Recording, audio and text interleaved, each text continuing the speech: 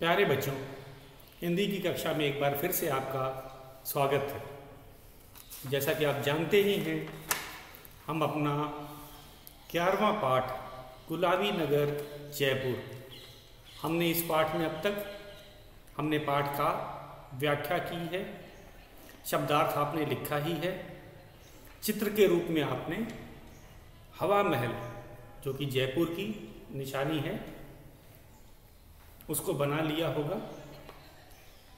हमने पठन अभ्यास के लिए भी आपको दिया था गृह कार्य, आपको याद होगा।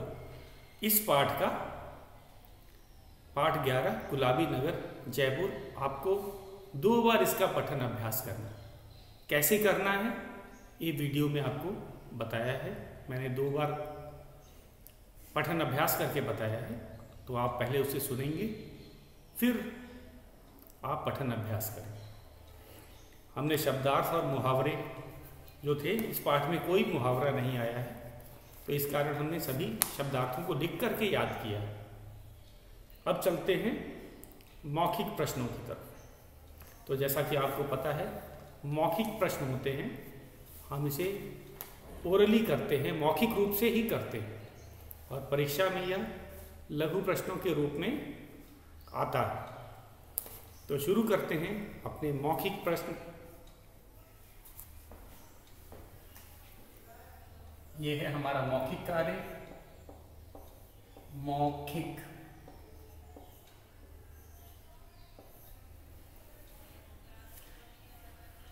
पहला प्रश्न है, निम्नलिखित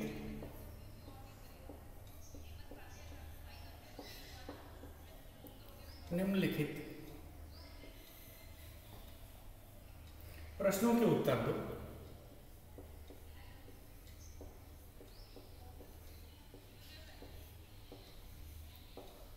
प्रश्नों के उत्तर दो। हमारा पहला क प्रश्न है, जयपुर का मौसम कैसा था? जयपुर का मौसम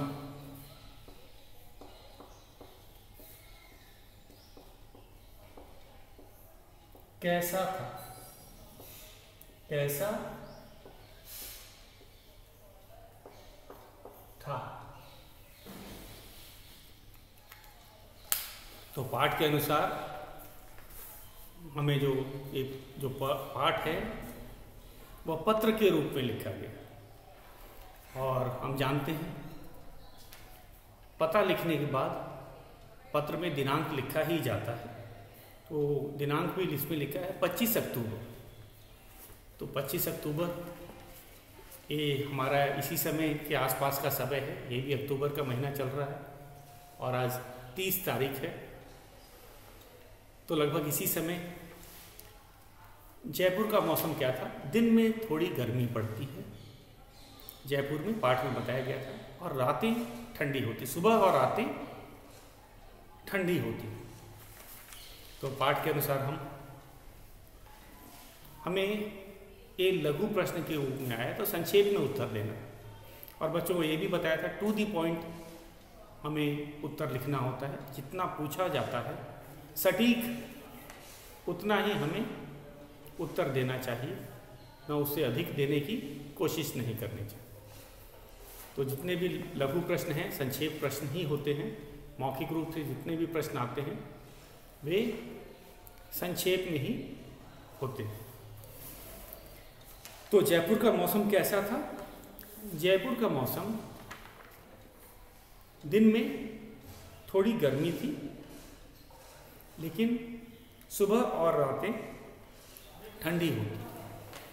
तो हम कहेंगे जयपुर का मौसम सुबह और शाम को ठंडी रहती थी, लेकिन दिन में गर्मी रहती थी। तो गर्मी भी थोड़ी गर्मी ही बताया गया है।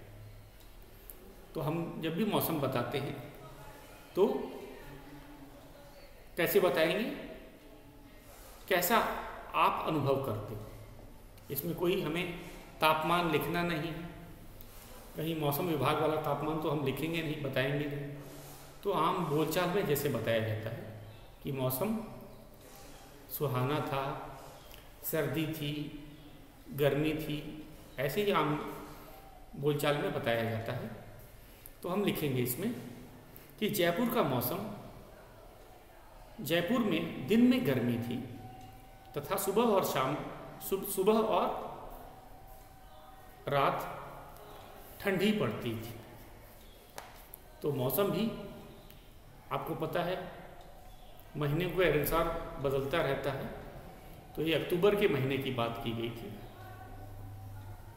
तो जयपुर का मौसम हम लिखेंगे, जयपुर का मौसम दिन में थोड़ी गर्मी थी और सुबह और रात को ठंडी पड़ती थी। अगला है हमारा ख प्रश्न, जयपुर को गुलाबी नगर क्यों कहते हैं? जयपुर को गुलाबी नगर क्यों कहते हैं? तो इसका कारण आपको बताया था। पहले प्रश्न को लिख लेते हैं। प्रश्न है ख, जयपुर को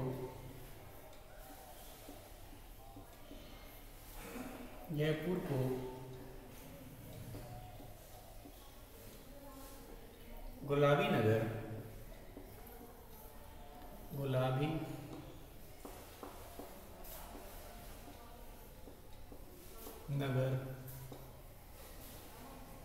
क्यों कहते हैं? क्यों कहते हैं?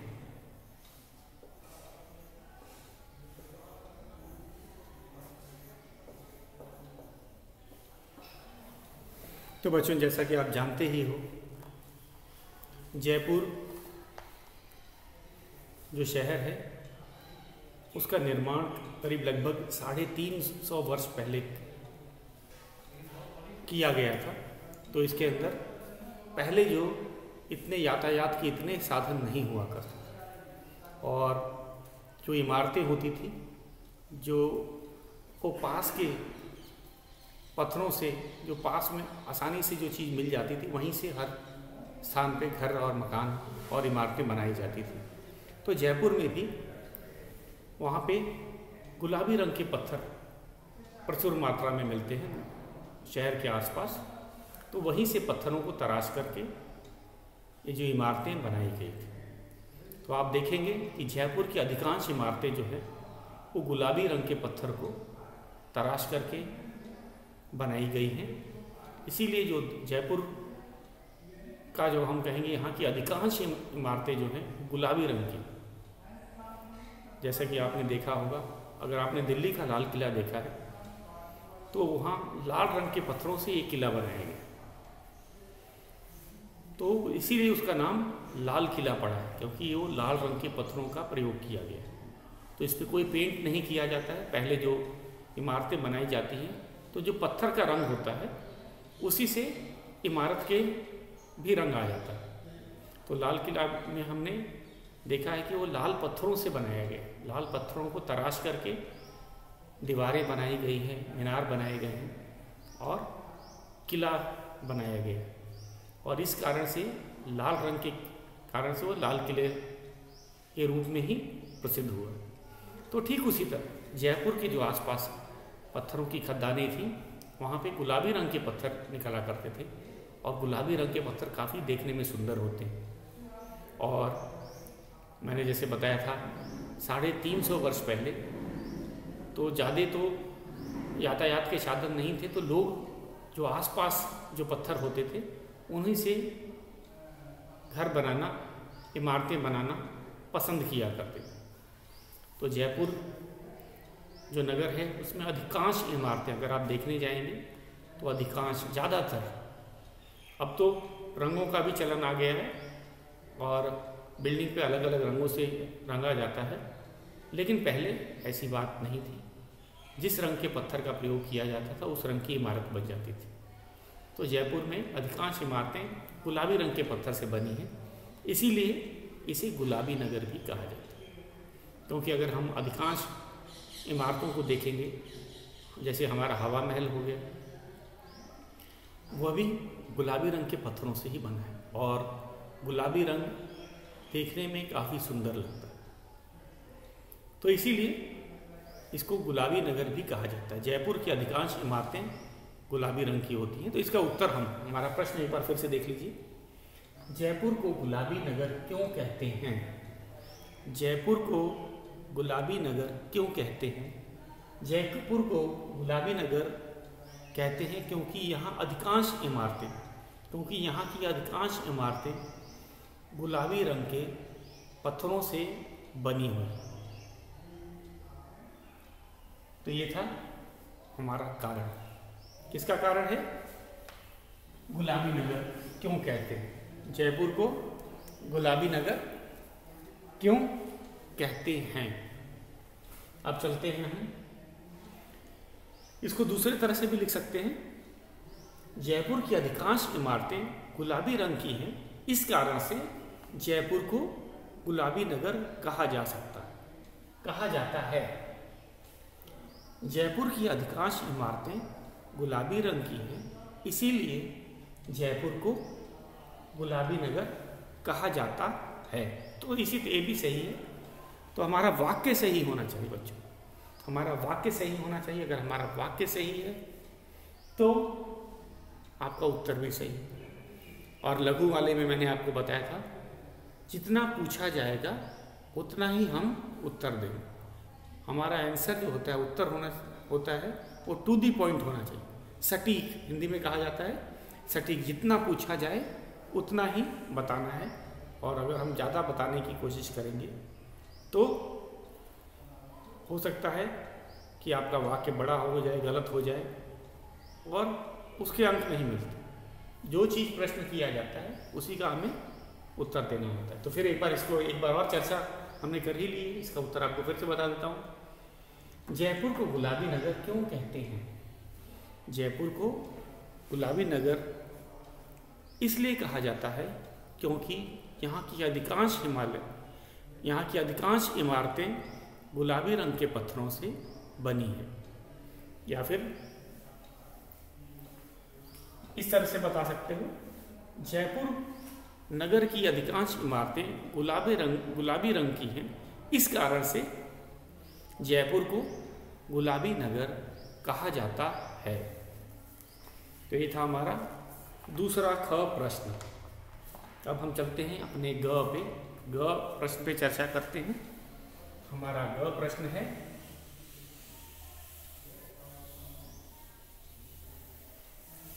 ये मौखिक है इसीलिए हम लोग नहीं लिख रहे बच्चों। फिर से आपको बता दें, ये हमारे मौखिक प्रश्न हैं। मौखिक पे हम केवल चर्चा करके आपको उत्तर बताते हैं, इसे लिखाया नहीं जाता है और मैं आपको इसको नोटबुक में भी नहीं करना। ग है, जयपुर की स्थापना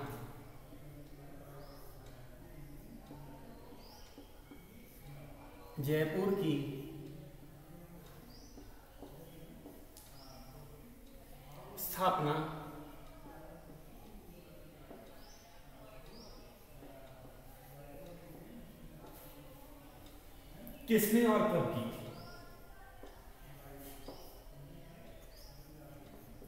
किसने और कब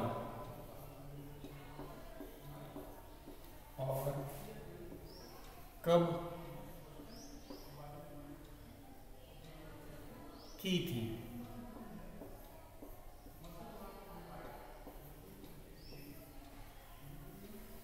तो इसमें दो प्रश्न हैं, आपने ध्यान से देखा होगा। इसमें दो प्रश्न हैं, जयपुर की स्थापना किसने और कब की थी? कितने प्रश्न हैं? दो। हमें दोनों के उत्तर देने हैं। तो जयपुर की स्थापना मैंने आपको बताया था, मूर्तियां और नगर की स्थापना की जाती है। मूर्तियों की भी स्थापना की जाती है, नगरों की भी स्थापना की जाती है, स्थापित किए जाते हैं। और तो हमें किसने, उस व्यक्ति का नाम बताना है और कब, समय बताना है। यहाँ समय का अर्थ है किस सन में, किस शताब्दी में, किस सन में इसकी स्थापना की गई थी। तो दो उत्तर हो गए।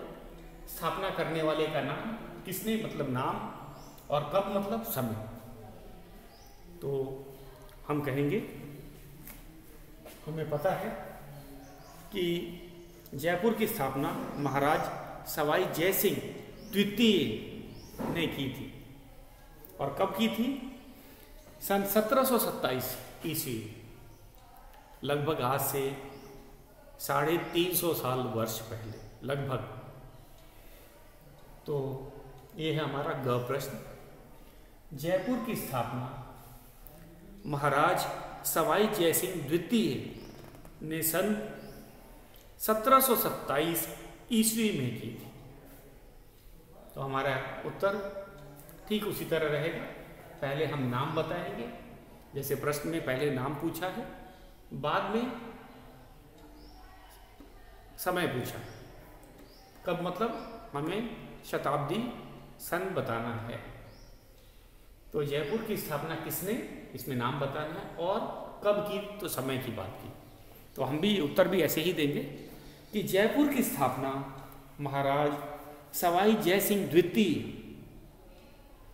ने की। जयपुर की स्थापना महाराज सवाई जय सिंह द्वितीय ने सन 1727 में की थी। सन 1727 में की थी। तो ये है, हम कहेंगे इस तरह से ही लिखा जाता है। जितना पूछा है उतना ही बताएंगे। तो हमें टू दी पॉइंट आंसर देना है, सटीक। तो हम ऐसे ही लिखेंगे। पहले स्थापना करने वाले का नाम। मैंने आपको द्वितीय के बारे में भी बताया था कि महाराज सवाई जय सिंह द्वितीय। तो ये द्वितीय क्या होता है? द्वितीय है मतलब दूसरे महाराज। पहले जो राजा होते थे, कभी कभी अपने पुत्र का नाम भी अपना ही नाम रख देते थे, या कभी कभी जो दादा होते थे वो अपने पोते का नाम भी अपना ही नाम रख देते थे। तो अब पता कैसे चलेगा? अगर दो महाराजाओं का अगर नाम एक समान होगा तो पता कैसे चलेगा कि किसने, कौन पहला है कौन दूसरा है। तो ये जो द्वितीय जो बताता है, इससे हमें पता चल जाता है कि ये दूसरे महाराज की बात की जा रही है। तो बच्चों इस पर ज़रा ध्यान दीजिएगा। ये हम सामान्यतः पे ऐसे नाम नहीं रखे जाते हैं, तो ये आपके लिए शायद नया हो। तो जो द्वितीय जो लिखा जाता है, द्वितीय का अर्थ होता है दूसरा, दूसरे महाराज। और ये परंपरा चली आई थी, क्योंकि नाम कोई भी रख सकता है, नाम रखने के लिए कोई नियम तो होता नहीं। तो कभी कभी राजा अपने बाद अपने पुत्र का नाम भी अपना ही रख देते थे, या कभी कभी जो उनके दादा होते थे वो भी महाराज होते होंगे, तो वे अपने पोते का नाम भी अपना ही नाम रख देते थे। तो ये जो इतिहासकार जो होते हैं, जो इतिहास के बारे में लिखते हैं, उनको बड़ी परेशानी होती थी कि इनमें किस महाराज का नाम लिखा जाए। अगर दो नाम एक जैसे होते हैं तो दूसरे महाराज का नाम द्वितीय लगा देते थे नाम, कि ये दूसरे वाले हैं, पहले वाले नहीं, दूसरे वाले। कभी कभी 3 महाराज का भी एक नाम होता था तो तृतीय भी लगाते थे। तो प्रथम वाले को आगे प्रथम नहीं लिखा जाता था, दूसरे वाले को द्वितीय और तीसरे वाले को तृतीय लिखा जाता था। ये चलन में था, ताकि हमें पता चले कि सही में किस महाराज ने ये, जैसे कि हमने बताया, जयपुर की स्थापना की। तो कौन थे? महाराज सवाई जय सिंह द्वितीय, ये दूसरे वाले महाराज। इसका मतलब है दूसरे वाले महाराज ने सन 1727 में की थी। तो एक बार फिर से इसका उत्तर देख लिया जाए। अब हमने चर्चा करके आपको बता ही दिया। तो जयपुर की स्थापना महाराज सवाई जय सिंह द्वितीय ने सन 1727 ईस्वी में की। जयपुर की स्थापना महाराज सवाई जय सिंह द्वितीय ने 1727 में की थी। सन 1727 में की थी। तो ये था हमारा ग प्रश्न। अब हम अपने चौथे प्रश्न की तरफ चलते हैं, जो हमारा घ प्रश्न है और ये बहुत आसान है। आप देख रहे हो कि अगर आपने पाठ सही ढंग से पढ़ा है, उसकी व्याख्या को समझ लिया है, तो ये प्रश्न के उत्तर देने में कोई परेशानी नहीं है और ये अधिकतर लघु प्रश्न के रूप में ही आ रहा है। राम निवास बाग में क्या क्या है? तो इसमें 4 चीजें थी, हमने आपको बता रखा था कि प्रश्न है घ, राम निवास बाग में क्या क्या है? राम निवास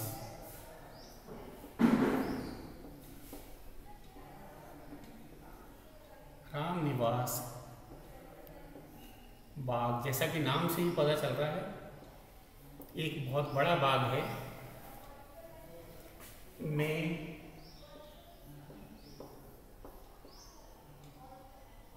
क्या क्या है? याद आया होगा आपको, मैंने 4 चीजों के बारे में बताया था। कहने के लिए तो एक बड़ा सा बाग है, और लेकिन यहाँ पे 4 मुख्य चीजें हैं,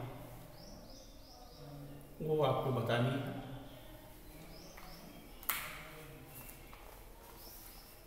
तो रामनिवास बाग में लोग क्यों जाते हैं? वहाँ पे है, एक तो बहुत बड़ा बाग है, हर तरह के पेड़ पौधे, घूमने के लायक जगह है। उसके अलावा है मछली घर। मछली घर को इंग्लिश में आप एक्वेरियम के नाम से भी जानते हैं। यहाँ पे जो जलीय जीव होते हैं, जो वाटर क्रिएचर आप बोलते हैं, तो उनको रखा जाता है। मछलियाँ हैं, सुंदर सुंदर अनेक प्रकार की मछलियाँ हैं। चिड़ियाघर भी, बहुत से आपको चिड़िया दिखेंगी, और बच्चों को या सबको चिड़िया देखना बहुत पसंद है। तो 2 चीज़ हो गई, मछली घर, चिड़ियाघर और वनस्पति संग्रहालय। वनस्पति संग्रहालय है, इसमें पेड़ पौधों से आपको जुड़ी जानकारी मिलेगी। पेड़ पौधों की जो भाग हैं, पत्तियों को संग्रहित किया गया है, संभाल करके सहेज करके रखा गया है। और जो वनस्पति या विज्ञान से जो जुड़े छात्र होते हैं, वे इसे ज़रूर देखने जाते हैं। इसके अलावा वहाँ पे एक कला संग्रहालय है, इसको आर्ट म्यूज़ियम भी कहा जाता है। तो आर्ट म्यूज़ियम में भी बहुत विभिन्न प्रकार की चीज़ें हैं, जैसे कि जो राजस्थान के महाराजा जो होते हैं, उनकी पोशाक, उनके अस्त्र शस्त्र, लड़ाइयाँ कैसे लड़ते थे, किस प्रकार के अस्त्रों या शस्त्रों का प्रयोग करते थे। इसमें आपको तलवारें मिलेंगी, प्राचीन तलवारें मिलेंगी, और बंदूक भी मिलेंगी, तोपें होती थी, ये सब आपको देखने को मिलेगा। इसके अलावा महाराजाओं के चित्र, उस समय कैमरा नहीं बना था, तो राजाओं के जो महाराज होते थे, राजा महाराजा जो थे, उनके चित्रों को बनाया जाता था। चित्रकार रंगों की सहायता से चित्र बनाता था, क्योंकि कैमरा उस समय नहीं होता था। तो आपको देखेंगे, आपको पूरी वंशावली मिल जाएगी, उनके पूरे वंश में जितने महाराज हुए हैं, उनके चित्र आपको देखने को मिल जाएंगे। तो ये था हमारा कला संग्रहालय के बारे में हम आपको बता रहे थे। तो कहने के लिए तो रामविलास बाग है, लेकिन इसमें 4 मुख्य चीज़ें हैं। अब हम जान गए कौन कौन सी। एक है मछली घर। मछली घर में जलीय जीवों को रखा जाता है, जैसा कि आपको पता है, और एक्वेरियम जिसे आप इंग्लिश में कहते हैं, लोग उसको देखने के लिए बहुत इसी कारण से भी रामनिवास बाग में आते हैं। उनको तरह तरह के मछलियाँ और जो जलीय जीव होते हैं वो देखने का मौका मिलता है, और वे काफ़ी आकर्षक लगते हैं। दूसरा है चिड़ियाघर। आपने भी जब देखा होगा, वहाँ बहुत प्रकार के पक्षियों को रखा गया है, और वह भी आकर्षण का एक केंद्र होता है। वो भी क्या करता है, पर्यटकों को वो अपनी तरफ आकर्षित करता है। तीसरा मैंने बताया 2 संग्रहालय, पहला है वनस्पति संग्रहालय और दूसरा है कला संग्रहालय। तो ये 2 संग्रहालय भी हम कहेंगे कला प्रेमियों को अपनी तरफ आकर्षित करता है। वो केवल रामनिवास बाग घूमने या सैर करने ही नहीं आते, बल्कि वे अपना ज्ञान बढ़ाने के लिए भी आते हैं। ज्ञान किस क्षेत्र में? कला के क्षेत्र में। और विज्ञान, वनस्पति संग्रहालय जो है वो भी हम कहेंगे ये भी ज्ञान का ही क्षेत्र है। लोग तरह तरह के पौधों के बारे में, उनके क्या क्या भाग मनुष्यों के लिए उपयोगी हैं, वे सब जानकारी उनको मिलती है। तो इस प्रश्न के हिसाब से अगर हम बोला जाएगा तो हमें तो ये तो लघु प्रश्न है और हमें इसका संक्षेप में ही उत्तर देना है। तो हम इसको लिखेंगे रामनिवास बाग में मछली घर, चिड़ियाघर, वनस्पति संग्रहालय और कला संग्रहालय हैं। तो ये 4 चीजें हैं बच्चों, फिर से एक बार बता देते हैं। रामनिवास बाग में मछली घर, चिड़ियाघर, वनस्पति संग्रहालय और कला संग्रहालय हैं। तो हम इसका इतना ही बताएंगे। इनके जब हमें पूछा गया है क्या क्या है, हमें उसको विस्तार से नहीं बताया। भले हमने अभी चर्चा की कि आपको बताया कि मछली घर में जीव होते हैं, चिड़ियाघर में अलग अलग पक्षी होते हैं, वनस्पति संग्रहालय में पेड़ पौधों से जुड़ी जानकारियाँ मिलती है तथा पेड़ पौधों के पत्तों और ख़ास जो दुर्लभ पेड़ पौधे होते हैं उनको संरक्षित करके रखा जाता है। संरक्षित क्या है? जो संग्रहालय होता है, चाहे वो कला संग्रहालय हो चाहे वनस्पति संग्रहालय हो, उसको इस प्रकार से बनाया जाता है कि जैसे कि अगर कला संग्रहालय की बात करें तो प्राचीन जो चीज़ें होती हैं उनको संभाल करके सहेज करके रखने की ज़रूरत होती है। चाहे वो महाराजाओं के वस्त्र हों ताकि वे गंदे ना हों, ताकि वे उसमें कीड़े ना लगें, तो उनको सहेज करके रखा जाता है। उसमें कुछ रसायनों का प्रयोग किया जाता है और इस तरह से भी रखा जाता है कि लोग देख सकें। जैसे वस्त्र है, अगर उसको लटका के रखेंगे या किसी पुतले में पहना के रखेंगे तो लोग बहुत अच्छी तरह से उसको देख सकेंगे। अगर उसको ऐसे ही अगर पैक करके रख दिया जाए तो नहीं देख पाएंगे। तो उसका एक तरीका होता है। संग्रहालय में इस तरह से वस्तुओं को सजा के रखा जाता है, संग्रहित करके रखा जाता है। हम सजा के नहीं बोलेंगे, संरक्षित करके संग्रहित करके रखा जाता है कि देखने वाला उसको देख के समझ सके। तो अस्त्र शस्त्र होते हैं, उनको भी देखभाल की जाती है, उनको भी धूल न लगे, कहीं नमी से वे खराब ना हो जाएं और देखने वाले को बिना छुए ही वे अच्छी तरह से देख सकें। तो वो अस्त्र शस्त्र हो गए। चित्रों को, चित्र भी जो प्राचीन जो चित्र होते हैं काफ़ी दुर्लभ होते हैं और उनको भी सहेज करके संरक्षित करके रखा जाता है। तो हमने देखा कि जो कला संग्रहालय हो चाहे वनस्पति संग्रहालय हो, उसको सहेज करके संरक्षित करके रखा जाता है। तो एक बार फिर से इसके उत्तर पे फिर से हम चर्चा कर लेते हैं। अब सटीक उत्तर लिखना है। रामनिवास बाग में क्या क्या है? रामनिवास बाग में मछली घर, चिड़ियाघर, वनस्पति संग्रहालय और कला संग्रहालय हैं। तो ये था हमारा इसका उत्तर। और जितना पूछा जाए उतना ही हम देंगे, सटीक उत्तर होना चाहिए। फिर से एक बार देख लो, रामनिवास बाग में क्या क्या है? रामनिवास बाग में मछली घर, चिड़ियाघर, वनस्पति संग्रहालय और कला संग्रहालय हैं। तो बच्चों ये था हमारा, हम कहेंगे, मौखिक प्रश्न।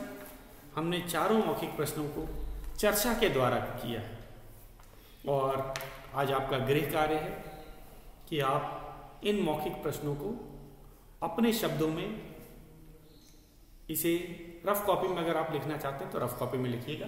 हम इसे नोटबुक में नहीं लिखते। तो आपको इसका उत्तर पता चल गया होगा। तो इनको याद करिएगा। मौखिक प्रश्नों को याद करने का गृह कार्य दिया जाता है। आज के लिए बस इतना ही, शेष हम कल करेंगे।